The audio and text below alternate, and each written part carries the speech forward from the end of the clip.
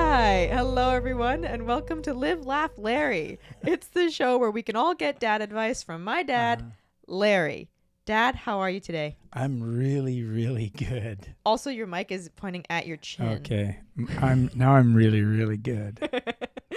Nice. All right, Dad, so I think to start things off and to have a little fun, I want to prove to everyone that I am your daughter and you are my dad. So can you get us started with a memory or story of you being my dad? Oh, there's so many. If I think of some of the images of little McCary, one is that you slept with us till you were like 13. And I remember most mornings I'd wake up and look across and you and Mom would be cheek to cheek. But that's because I'd slept all night with my face at your bottom end. So theoretically still cheek to cheek. Cheek to cheek, yeah. All right. Well, as always, to get us ready for some really great advice giving, it's time for a speed round. Are you ready to rumble? As ready as I'll ever be. Amazing. Okay. Dear Larry, what should I name my three-legged cat? Skippy. I don't know.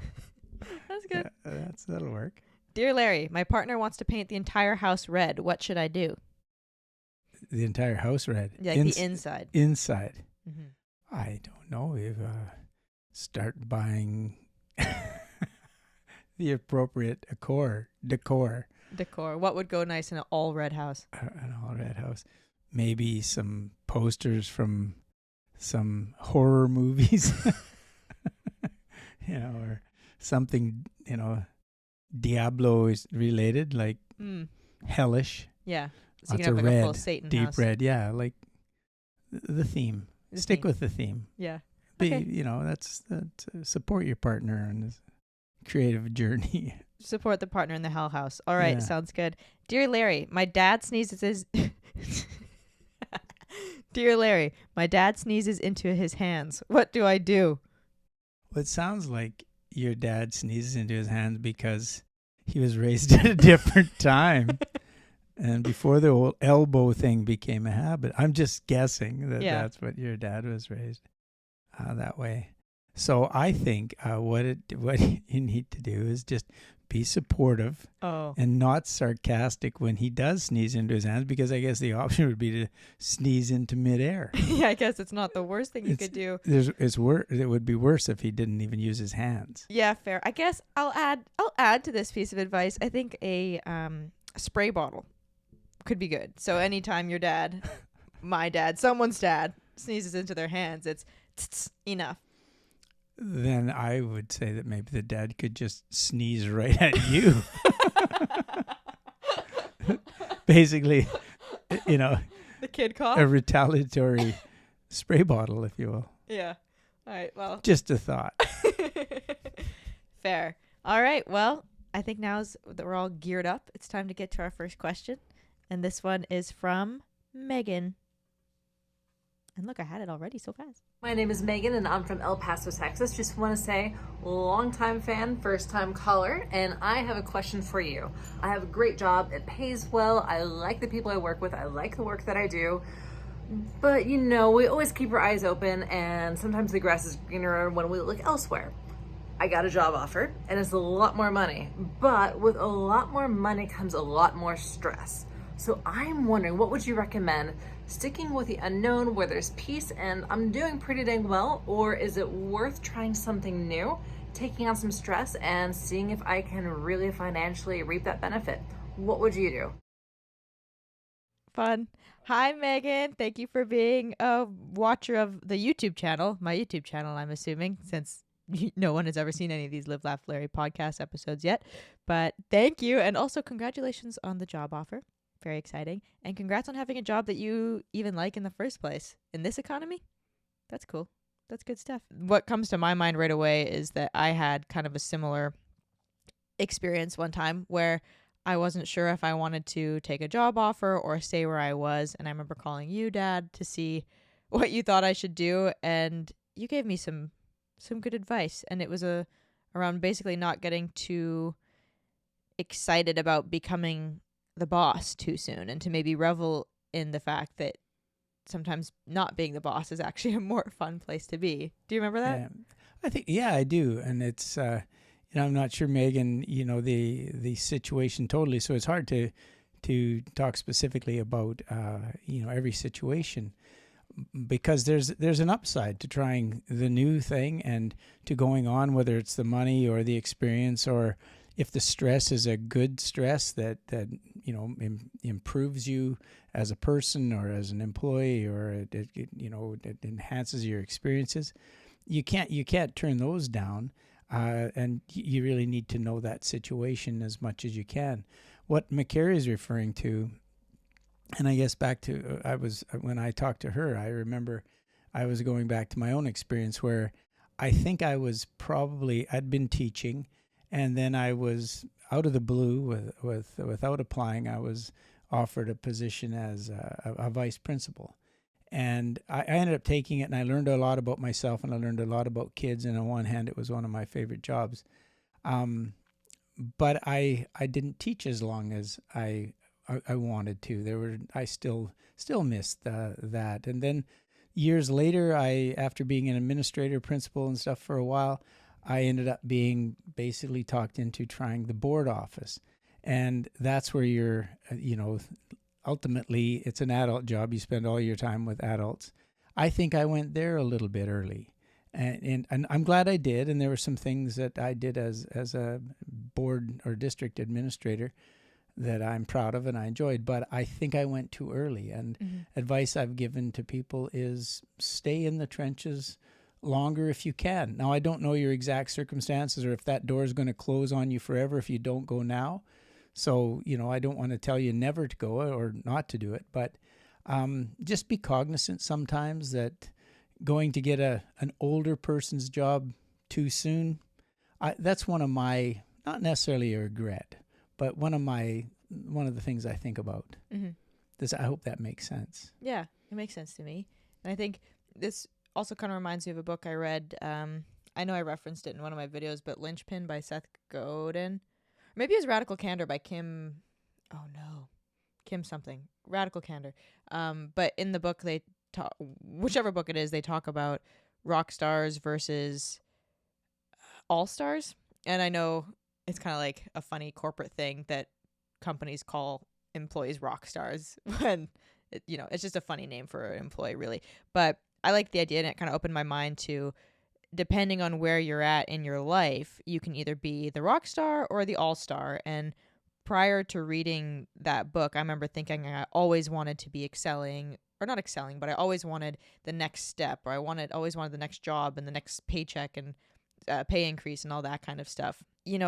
Yes, organizations need to have the rock stars and the people who go above and beyond, but it also really benefits from having that all-star who stays in a role for a prolonged period of time, and they build that community around their department. They have a history there, and they are the expert, and they can teach people and be leaders and helpful, and without necessarily having to be a manager. And there's nothing wrong with that either. And as long as that all-star is still being recognized for their work by their boss and their peers, and ideally getting pay raises when, to keep up with inflation and all that kind of stuff. But in a long rambling way, and coming back to it, it all depends on where you're at in your life. And in the book, they gave the example of there are these Olympians who theoretically they're being rock stars in the Olympic world, and they're training, and that's their number one priority. But in their job that they had at the same time, they were just being all stars because they want to do a good job at work. No one wants to do a bad job, but it just wasn't their priority. Whereas me, coming straight out of university, I wanted to be a rock star. That was my main goal. And it all depends on where you're at in life. It reminds me of a call I made to my very first principal when I started teaching. I really liked the guy, and he ended up moving out of town and moved away, and I knew his career path had taken a few different turns. And I phoned him when I was offered my first administrative job. And I asked him about it, and he was very careful not to tell me yes or no, but he said there are 3 P's to keep in mind. He said there's power, prestige, and paycheck. He says if you're going into this for any of the 3, you might want to caution yourself, because power, certainly in education, you do not need people who lead through power. Lead because their name's on the door and look who I am. Don't go into it for the power. He said prestige. He says the novelty wears off your first business card pretty quickly. That's not a big deal for very long. And the paycheck, his flip comment was the more you make, the more you spend.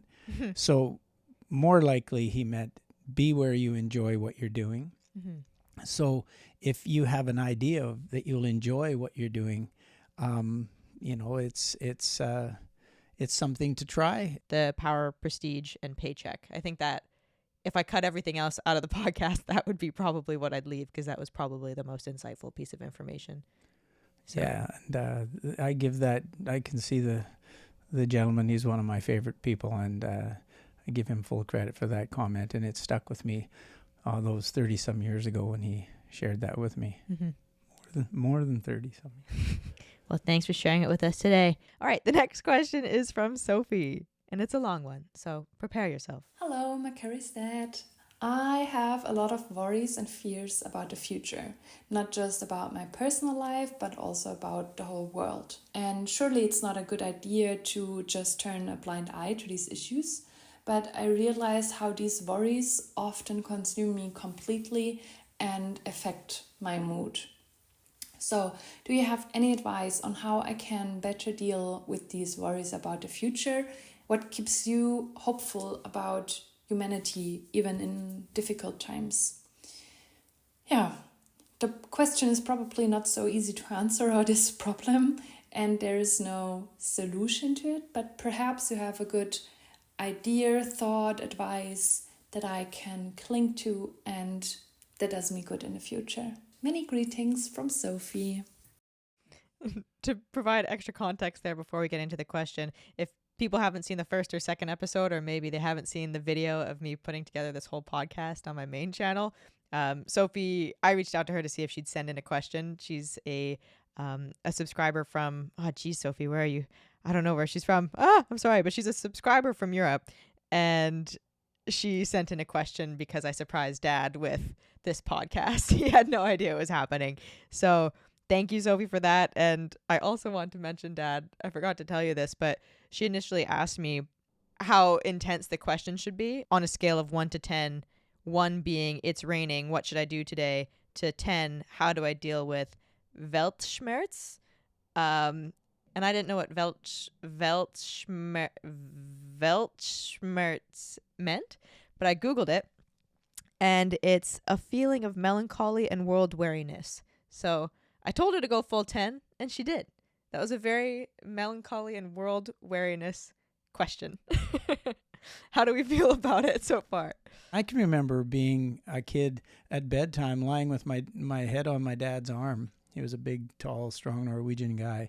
And I can remember asking him about things that were issues even then, pollution, overpopulation, all those things that were kind of on the docket, and Dad giving me hope, and and say there's ways to keep the conversations and stay informed. And I guess I'm not going to get into the politics or the religion or anything that, or the worries, because I think, similar worries that you do. Obviously, we're in an interesting time, and partly because there's so much information out there, maybe partly because there's so much misinformation. But I want to say what I would like to say, and I don't think it's really advice, but I want to tell you that I have great hope for your generation and for the generation that is not mine. Not that we're bad, but I think we were at a time we were fairly fortunate, especially here in Canada, very fortunate to just have a fairly easy run. But I have to say that I have so much hope for the younger generation, because I think, and this is from 35 years of working with young people and watching the maturity of a generation. One of my pet peeves, and I've said this for years, is when people say kids today. I think kids today are better than they've ever been. I mean, Socrates was saying kids today. That's been, old people have said that about the next generation forever. But even more now, I believe kids today are more empathetic and, despite the distractions, more informed, more likely to recognize a photoshopped and phony picture than any old guy like me. Yeah. I think that they're more open-minded. And I honestly believe that it will be this generation, by asking questions like you're posing and having conversations, that will continue to make things better over time. Sometimes it doesn't feel like it, but if you think about it, one question, if you think about the example of measuring the temperature of a glass of water, simply by putting the thermometer in the water, you've changed the temperature of the water. So by asking the question, you're initiating some change. So even if, Sophie, what it is having conversations over coffee or over dinner with friends or soon to be friends, and talking to them about your thoughts and your hopes, I think that those conversations and the questions that come up during those conversations will make a difference. And it's time to question what you've been told by us. And I don't mean to be disrespectful to my generation, but I think we knew what we knew, but it's a different time. And I really do think that your generation needs to give yourself a lot of credit for what you know. And despite all these distractions that are on our phones and in the media, you guys, I think, have as good a handle, maybe better, than all of us that tend to believe everything because there's a picture of it. I don't know. Yeah. I don't know if that's advice, but I hope that it gives you hope for your generation, because I believe strongly that it'll be your generation that takes us to a level that we need to be at. Yeah. I think going for coffee with friends and talking about things, and also practicing the art of asking questions when you don't know the answer, and when people explain it, and if you still don't know what they're talking about, asking again. And to kind of explain what I mean there is, I feel like someone will be talking about a global issue perhaps, and I have no idea what they're talking about, and I just kind of nod and I'll say, oh, that's great, but I'm not actually learning anything from that conversation because I'm too embarrassed to admit that I don't know what they're talking about, especially in today's day and age with social media and access to everything. I know that I feel like I should know everything, and because of it, sometimes I shy away from even having these conversations with people because I don't want to out myself as being naive, really. And so being able to be comfortable asking confirmation, or can you explain that to me, or that's happening where kind of thing. And if they explain it and you still don't get it, keep pushing. Say, I'm sorry, but I just need more clarification. And that applies to world problems, and it applies to math problems. Like if your math teachers explain something, you don't get it the first time, don't be embarrassed to keep following up until you understand. And I think, to be the person who can ask those questions, and also to be the person who is patient enough to explain in a non-patronizing way, is a really helpful place for us as the younger generation to feel a little bit better about everything going on in the world, and just always make sure you're taking care of yourself first, and putting your mask on before helping the rest of the world on the metaphorical flight of life. And yeah, I think that's important. That's a good one. The thing about putting on your mask first. Thank you. I don't know where I got it from. It's well, obviously from an airplane. The stewardess says it every time. I think I just came up with that, actually. No, I don't know. It's the idea is that you have to be comfortable with yourself and the direction you want to go before you can start fixing others. So I think that's a good point. Thanks, Dad. You act so surprised. Very astute. Thanks, Dad. All right. Well, I think, Sophie, you said at the end of the question too, it's not really something that can be answered. We can't, the two of us alone can't solve world peace or hunger or any issues like that. But I think it's comforting knowing that we're not all in this one alone. And yeah, just do your best to make the people around you and yourself feel good and loved and heard. And yeah. Yeah. Mhm. Yeah, I would say that's a good start. All right. We solved world peace. All right, Dad. Now it's time for our final question. And this one is from Bill. Hey there, this is Bill, first-time caller, short-time listener. I had a question here. What are the top 5 things a dad needs to bring on a long family road trip? Oh, wow. Yeah, that's you know what? I'd say in levels of deepness, this is a much more deep and difficult question to answer than Sophie's that we just had.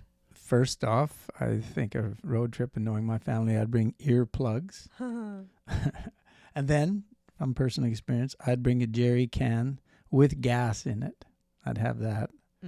3, I'd have a good family oriented audiobook downloaded on my phone.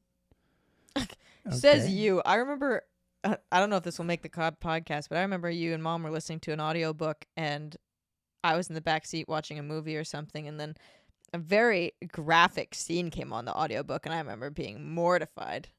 Yeah. You're supposed to be watching your movie.